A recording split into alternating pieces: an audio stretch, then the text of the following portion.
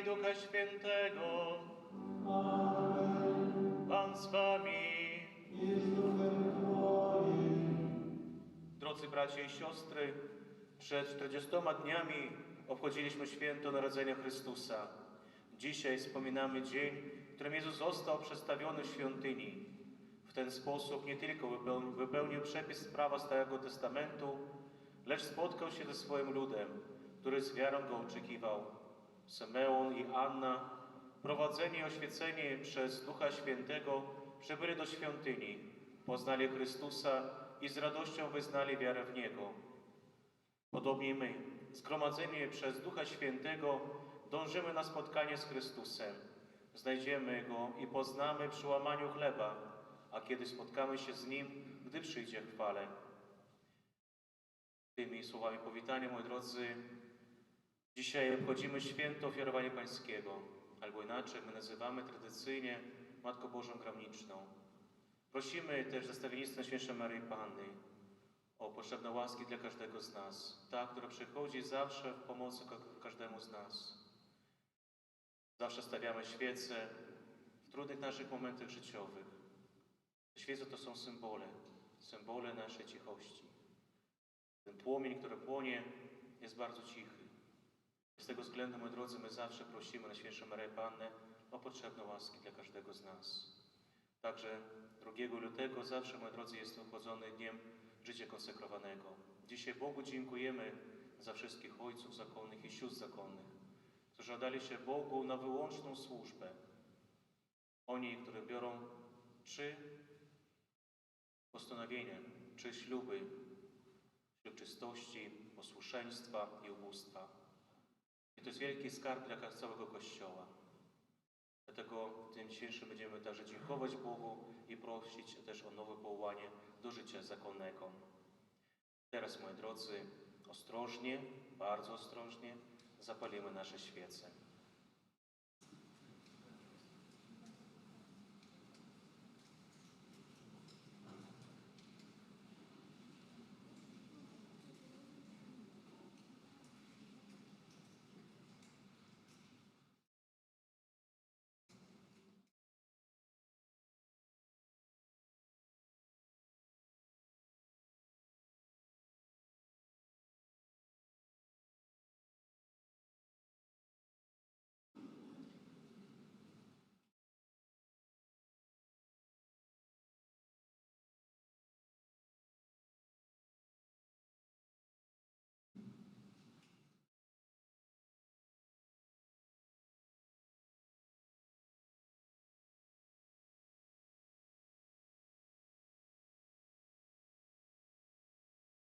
Módlmy się. Boże, źródło wszelkiego światła, Ty dzisiaj okazałeś sprawiedliwemu Symeonowi światło na świecenie pogan. Pokornie Cię błagamy, pobłogosław te świece i przyjmij prośby swojego ludu, który się zgromadził, aby je nieść ku Twojej chwale. Spraw niech drogą cnót dojdzie do światłości bez końca. Przez Chrystusa, Pana naszego.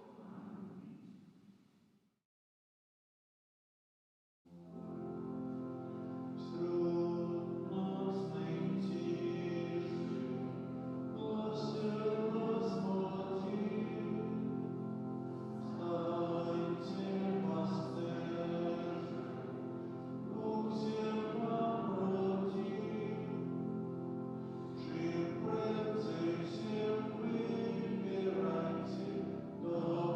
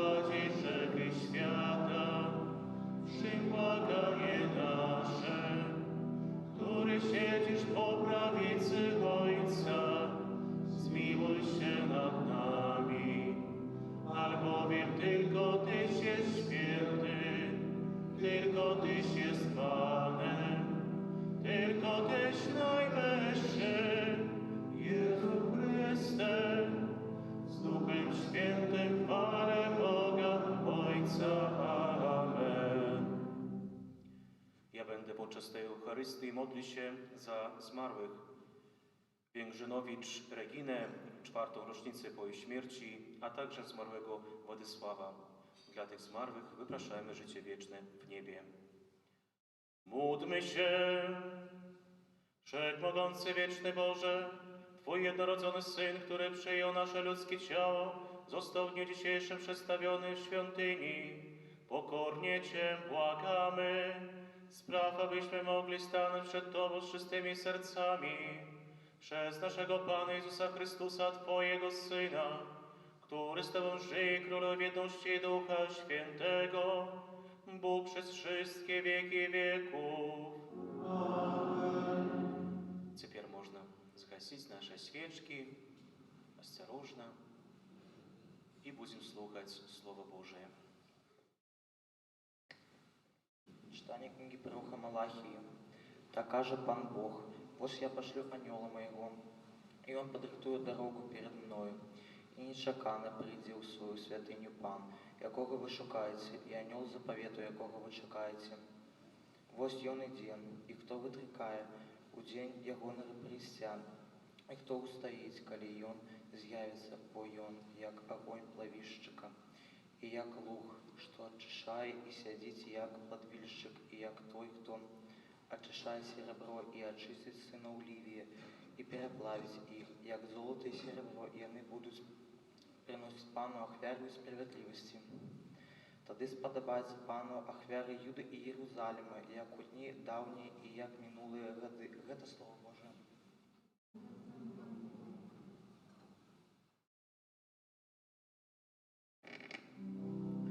Пан могучаў, ён король славы.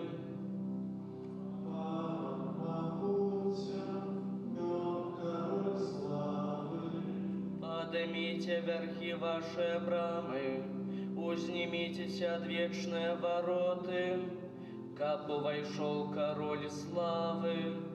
Хто ж гэты король славы? Пан моцны і магутны, Пан магутны ў барацьбе.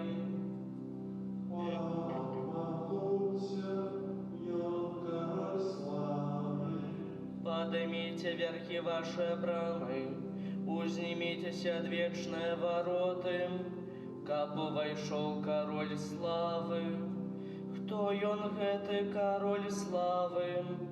Пан могуцяў, ён король славы.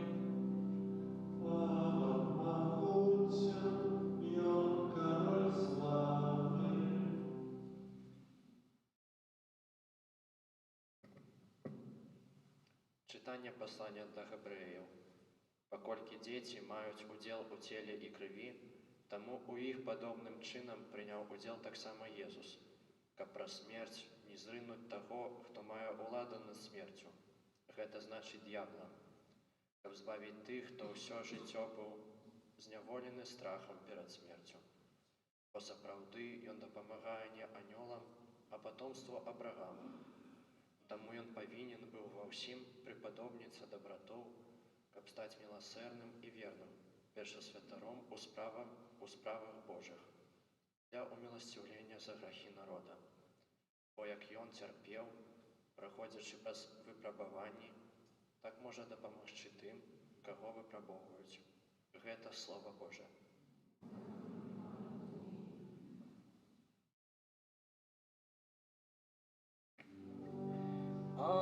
Аллилуйя, аллилуйя, аллилуйя. Аллилуйя, аллилуйя, аллилуйя.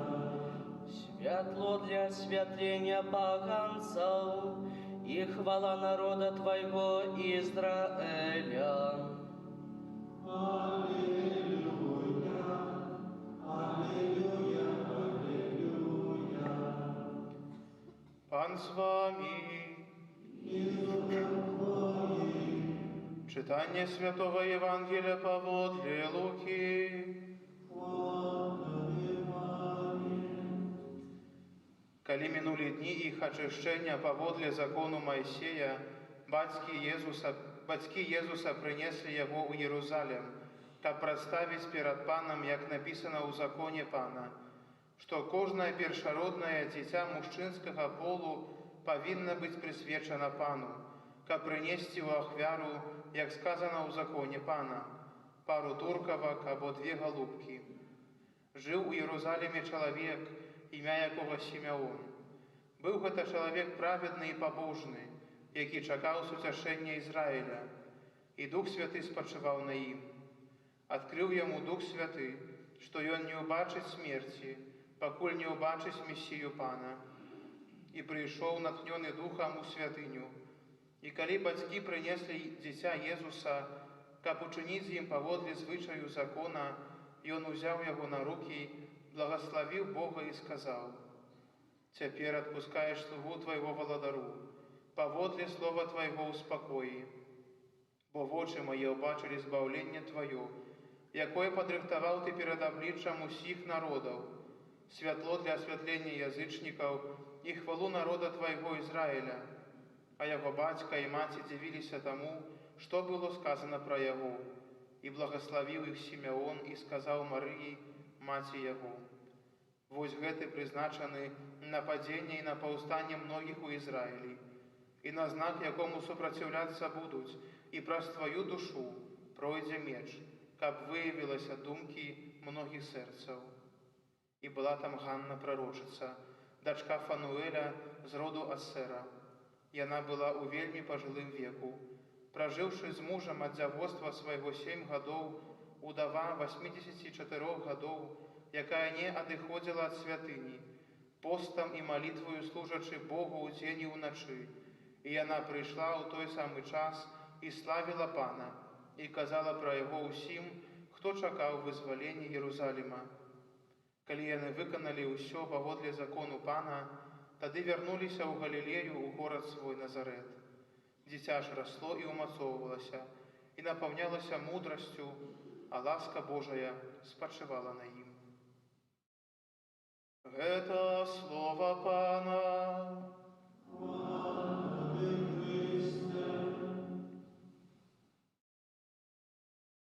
Дарагія браты і сёстры, перажываем сёння свята ахвяравання пана. На маю думку, адно з найпрыгажэйшых і найглыбейшых святаў літургічнага года. Сёння мы ўспамінаем падзею з жыцця Езуса, Марыі і Юзафа. Калі бацькі Езуса прыносяць яго, як немаўля, у святыню Єрусалімскую, каб выканаць наказ закону Майсея. Гэты наказ мы чулі некалькі хвілін таму ў Евангеліі. На першы погляд, гэты просты, звычайны ўчынак пабожнай юдэйскай сям'і. Але калі мы уважліва прыгледзімся, то ўбачым, што за гэтай знешняй звычайнасцю хаваецца глыбокая таямніца веры, паслухмянасці і таксама збаўлення. Дарагія браты і сёстры, мы пачулі ў Евангеліі пра ачышчэнне Марыі паводле закону Майсея. Што гэта азначала? Паводле закону жанчына пасля нараджэння дзіцяці была літургічна нячыстая, рытуальна нячыстая. Калі нараджаўся хлопчык не на 40 дзён, а калі дзяўчынка на 80. У гэты час яна павінна была заставацца дома, не магла дакранацца нічога святога і ўваходзіць у месцы пабожныя, у месцы культу. Пасля заканчэння гэтага перыяду жанчына павінна была прыйсці ў святыню і злажыць ахвяру. Аднагадовае ягня і маладога голуба або туркаўку, як ахвяру прымірэння. Бедныя, якія не мелі ягняці, маглі прынесці 2 голубаў або 2 туркаўкі. Усё гэта было часткай рэлігійнага жыцця Ізраіля, знакам таго, што чалавек у сваёй слабасці мае патрэбу ў ачышчэнні і аднаўленні адносінаў з Богам. Аднак тут можа ўзнікнуць пытанне, ці сапраўды Марыя, маці Бога, мела патрэбу ў ачышчэнні. Марыя, ніколі не заплямленая нават найменшай нячыстасцю, не мела патрэбы ў ачышчэнні пасля нараджэння Сына Божага. Яна беззаганна зачатая, поўная ласкі. Больш за тое, як падкрэслівае спачылы папа Бенедыкт XVI, гэта нараджэнне менавіта Слова Божага праз Марыю, прыносіць ачышчэнне ўсяму свету. Не Марыя мае патрэбу ў гэтым ачышчэнні, але кожны з нас. Кожны з нас мае гэту патрэбу, і менавіта ачышчэння ў Хрысце. І ўсё ж Марыя прыходзіць у святыню. І для чаго яна гэта зрабіла? Таму што яна ніколі не шукала падстаў узвышацца над іншымі або ў нейкі спосаб аддзяліць сябе ад іншых людзей. Яна не карыстаецца сваімі прывілеямі, не ставіць сябе па-за законам, як і ва ўсіх іншых сітуацыях. Маці Божая імкнецца быць падобнай да жанчын сваёй эпохі. Яна становіцца прыкладам паслухмянасці і пакоры. Паступае так, як іншыя, незалежна ад тых асаблівых ласкаў, якія ёй даў Пан Бог. Невыпадкова вялікі святы Бернард з Клерво сказаў: «Марыя не шукае славы для сябе, але ва ўсім шукае хвалы Божай». Гэтыя словы яскрава паказваюць нам, чаму яна прыносіць Сына Божага ў святыню. Не таму, што павінна, а таму, што хоча цалкам прыналежыць Богу. У гэтым вялікі урок для нас. Сапраўдная святасць не ў тым, каб шукаць выключнасці, але ў пакорным выкананні Божай волі у штодзённым манатонным жыцці. Літургія сённяшняга дня таксама паказвае нам, як спаўняюцца абяцанні, дадзеныя Богам іншым людзям, яго верным. У святыні мы сустракаем Сімеона, старца. Гэта чалавек, які доўга чакаў. Бог аб'явіў яму ў пэўны момант, што ён не спазнае смерці, пакуль не ўбачыць Збавіцеля. Ён чакаў доўга. І вось сёння гэтае абяцанне спаўняецца. Евангелие кажа пра Сімеона, што ён быў чалавек праведны і справядлівы і чакаў збаўлення Ізраіля. Ён не страціў надзеі, не расчараваўся, не перастаў верыць, нягледзячы на тое, што мінала шмат гадоў. Яго цярплівасць, вернасць і давер Богу не былі марнымі. Сімеон бярэ немаўля на рукі і пазнае ў ім святло, якое прыйшло, каб асвятліць усе народы і хвалу народу Божага. У гэты момант яго чаканне заканчваецца, а сэрца напаўняецца супакоем. Ён можа сказаць: «Цяпер адпускаеш слугу твайго владару, бо яго жыццё знайшло свой сэнс». Дарагія парафіяне, Сімеон вучыць нас, што сапраўдная вера – гэта уменне чакаць, гэта уменне давяраць Божым планам, уменне давяраць Божым абяцанням нават тады, калі іх спаўненне здаецца далёкім. Бог заўсёды верны свайму слову, але ён дзейнічае ў свой час, не ў наш. Бог не дзейнічае ў нашых планах. Можа, але нашыя планы часта не супадаюць з планамі Божымі. Бог дзейнічае ў свой час. Сённяшняе свята запрашае нас стаць падобнымі да Сімеона і да прарочыцы Ганны. Запрашае нас стаць людзьмі малітвы, надзеі, вернасці. Яно запрашае нас прынесці Богу не толькі свечкі, якія мы трымаем у руках, як сімвал Хрыста, як сімвал Яго святла, але перадусім нашае сэрцы, з іх клопатамі, страхамі, чаканнямі і радасцямі. Менавіта таму ў нашай традыцыі гэта свята цесна звязана з ушанаваннем Маці Божай Грамнічнай. Народная пабожнасць мудра заўважыла: там, дзе Марыя прыносіць Хрыста, там з'яўляецца і яго святло, якое разганяе цемру. Асвечаная грамнічная свечка – гэта не проста звычай, але глыбокі сімвал веры. Яна нагадвае нам, што Хрыстус – сапраўднае святло, а Марыя – гэта тая, хто гэта святло нясе. Марыя – гэта тая, якая прыносіць святло чалавеку. Нашыя продкі захоўвалі грамнічную свечку ў дамах, запальвалі яе ў хвіліны пэўнай небяспекі, хваробы, можа, у хвіліны страху, а часам і ў момант смерці. Гэта быў знак даверу Богу і просьбы аб яго апецы. Грамніца, гэтая свечка, нагадвае нам, што ў самых цёмных момантах жыцця мы не застаёмся самотнымі. Хрыстус ідзе з намі, а Марыя, як любячая маці, вядзе нас да яго.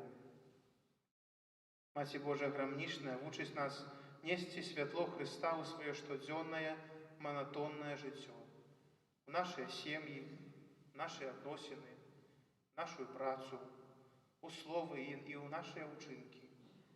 Як Марія принесла Єзуса у святиню, так і ми покликані приносити Його туди, де панує темра, сум, певне непорозуміння або безнадійність. Нехай Христос, світло світу, якого Марія принесла у святиню, освятляє і наш шлях, умацовує нашу віру, вучить нас покори і послухняності Божої волі і веде нас до повноти збавлення. Амінь.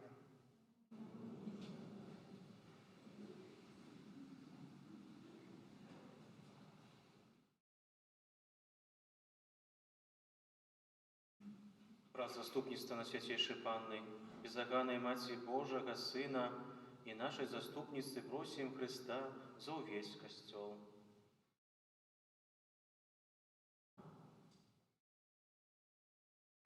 Молимся за святый Костел, каб ён вёў усіх до Бога сапраўднай адзінай мэты.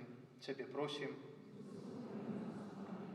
Молимся за нашу дыяцэзію і яе пастора, каб Бог умацаваў усіх вернікаў у еднасці і веры. Цябе просім.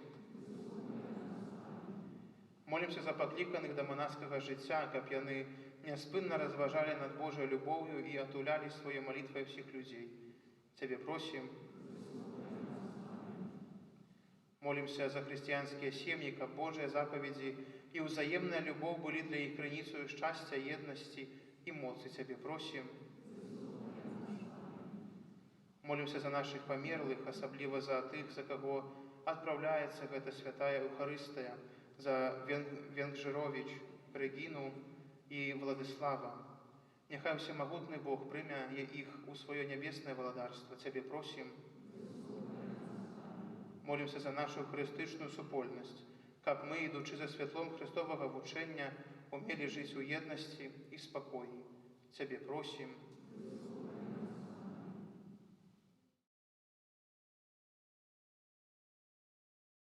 Всемогутний Боже, вислухай наші просьби і учини, каб праз покорную молитву всього Костела здійснилася справа збавлення усіх народів, праз Христа, Пана нашого.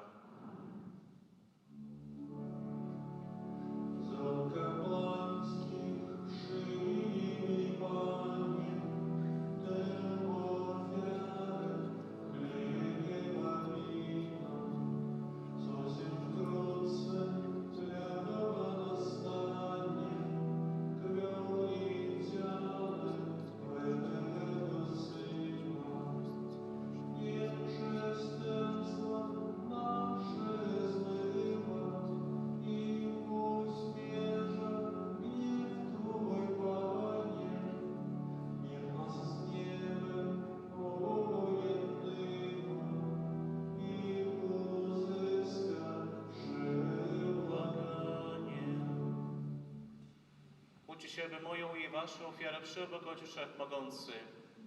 Pan przyjmie ofiarę z rąk Twoich na cześć i chwałę swojego imienia, a także na pożytek nasz całego Kościoła Świętego. Wszechmogący Boże, przyjmie z upodobaniem dary radującego się Kościoła, który zgodnie z Twoją wolą składa Tobie jako niepokolanego baranka za życie świata, Twojego jednorodzonego Syna, który żyje i króluje na wieki wieków. Amen. Pan z Wami. W górę serca. Dzięki składamy Panu Bogu naszemu. Zaprawdę godne to jest sprawiedliwe, słuszne i zbawienne, abyśmy zawsze wszędzie Tobie składali dziękczynienie. Panie Ojcze, święty, wszechmogący, wieczny Boże, dzisiaj Maryja Dziewica przeniosła do świątyni Twojego przedwiecznego Syna, a Duch Święty ogłosił przez usta Symeona, że jest ona chwałą Twojego ludu i światem narodów.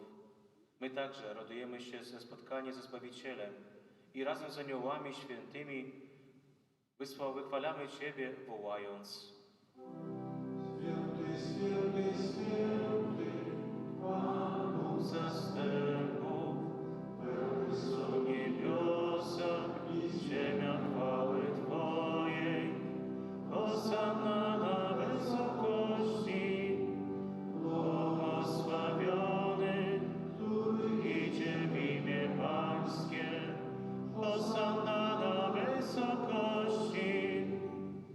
Zaprawdę święty jesteś, Boże, źródło wszelkiej świętości.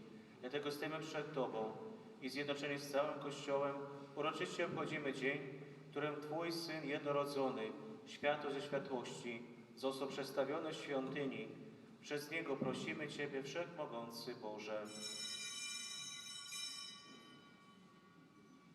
Uświęć te dary mocą Twojego Ducha, aby stały się dla nas ciałem i krwią naszego Pana Jezusa Chrystusa.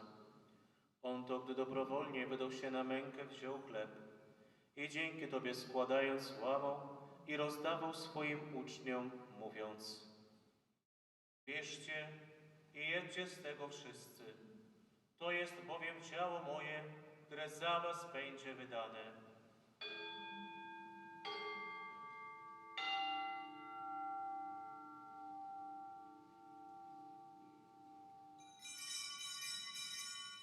Podobnie po wieczerzy wziął kielich i ponownie dzięki Tobie składając podał swoim uczniom, mówiąc: bierzcie i pijcie z niego wszyscy.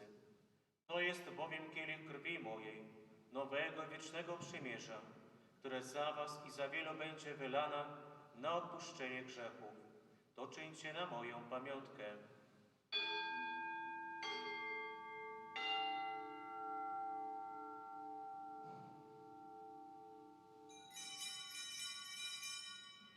Oto wielka tajemnica wiary. Prosimy śmierć Twoją, Panie Jezu, wyznajemy Twoje zmartwychwstanie i oczekujemy Twego przyjścia w chwale. Wspominając śmierć i zmartwychwstanie Twojego Syna, ofiarujemy Tobie, Boże, chleb życia i kielich zbawienia. I dziękujemy, że nas wybrałeś, abyśmy stali przed Tobą i Tobie służyli. Pokornie błagamy, aby Duch Święty zjednoczył nas wszystkich, przejmujących ciało i krew Chrystusa. Pamiętaj, Boże, o Twoim Kościele na całej ziemi. Spraw, aby lud Twój wzrastał w miłości, razem z naszym papieżem Leonem, naszym biskupem Włodzimierzem oraz całym duchowieństwem. Pamiętaj także o naszych zmarłych braciach i siostrach, którzy zasnęli z nadzieją zmartwychwstania, i o wszystkich, którzy w Twojej łasce odeszli z tego świata. Dopuść ich do oglądania Twojej światłości, prosimy Cię. Zmiłuj się nad nami wszystkimi i daj nam udział w życiu wiecznym z Najświętszą Bogorodzicą, Dziewicą Maryją, ze świętym Józefem jej oblubieńcem, ze świętymi apostołami i wszystkimi świętymi, którzy w ciągu wieków podobali się Tobie, abyśmy z nimi wychwalali Ciebie przez Twojego Syna, Jezusa Chrystusa. Przez Chrystusa, z Chrystusem i w Chrystusie, Tobie, Boże Ojcze Wszechmogący, w jedności Ducha Świętego, wszelka cześć i chwała przez wszystkie wieki wieków. Pouczeni przez Zbawiciela i posłuszni Jego Słowo, ośmielamy się mówić: Ojcze nasz, któryś jest w niebie, święć się imię Twoje, przyjdź królestwo Twoje, bądź wola Twoja, jako w niebie, tak i na ziemi. Chleba naszego powszedniego daj nam dzisiaj i odpuść nam nasze winy, jako i my odpuszczamy naszym winowajcom. I nie wódź nas na pokuszenie, ale nas zbaw ode złego. Wybaw nas, Panie, od zła wszelkiego i obdarz nasze czasy pokojem. Wspomóż nas w swoim miłosierdziu, abyśmy zawsze wolni od grzechu i bezpieczni wszelkiego zamętu, pełni nadziei oczekiwali przyjścia naszego Zbawiciela Jezusa Chrystusa. Bo Twoje jest królestwo i moc i chwała na wieki. Panie Jezu Chryste, Ty powiedziałeś swoim apostołom: pokój wam zostawiam, pokój mój wam daję. Prosimy Cię, nie zważaj na grzechy nasze, lecz na wiarę swojego Kościoła i zgodnie z Twoją wolą napełnij go pokojem i doprowadź do pełnej jedności, który żyjesz i królujesz na wieki wieków. Pański niech zawsze będzie z wami. i z duchem Twoim. Przekażcie sobie znak pokoju.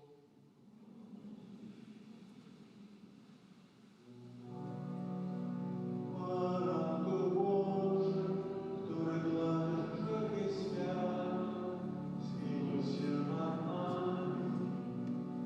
Baranku Boży, który gladych grzechy świat, zmiłuj się nad nami. Baranku Boży, który gladych Grzechy świata. poddasz nas pokoju. Oto baranek Boży, który gładzi grzechy świata. Błogosławieni, którzy zostali wezwani na Jego ucztę.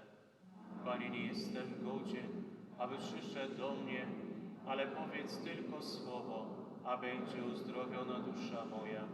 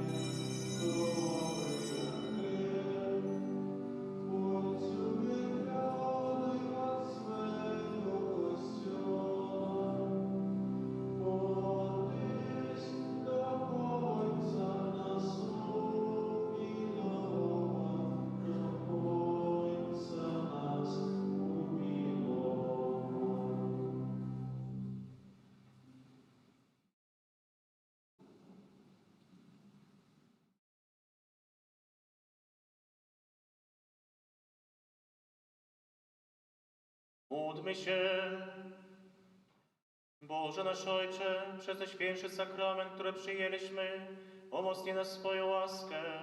Ty spełniłeś oczekiwanie Symeona i pozwoliłeś mu oglądać przed śmiercią Chrystusa. Spraw, abyśmy dążyli na spotkanie ze Zbawicielem i osiągnęli życie wieczne przez Chrystusa Pana naszego.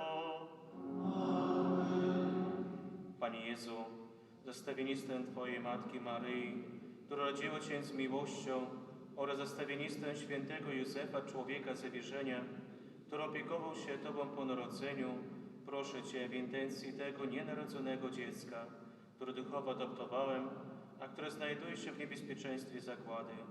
Proszę, daj rodzicom miłość i odwagę, aby swoje dziecko pozostawili przy życiu, które Ty samo przeznaczyłeś. Bóg zapłać, drodzy bracia i siostry, za wspólne modlitwy. Bardzo się cieszę, że Was wszystkich widziałem dzisiaj. Spotkaliśmy razem, mogliśmy się modlić. Także też prosimy zawsze Was o modlitwę. Dzisiaj już wracamy z księżmi diakonami z powrotem do seminarium, aby dalej się kształtować nowych, dobrych kapłanów. Także prosimy Was zawsze o modlitwę. A na dzisiejszy wieczór przyjmijcie Boże błogosławieństwo. Pan z Wami. Niech Was błogosławi Bóg Wszechmogący, Ojciec i Syn i Duch Święty. Idźcie w pokoju Chrystusa. Bogu niech będą dzięki. Niechaj z nami będzie Pan. Alleluja. Niech obroną będzie nam. Alleluja.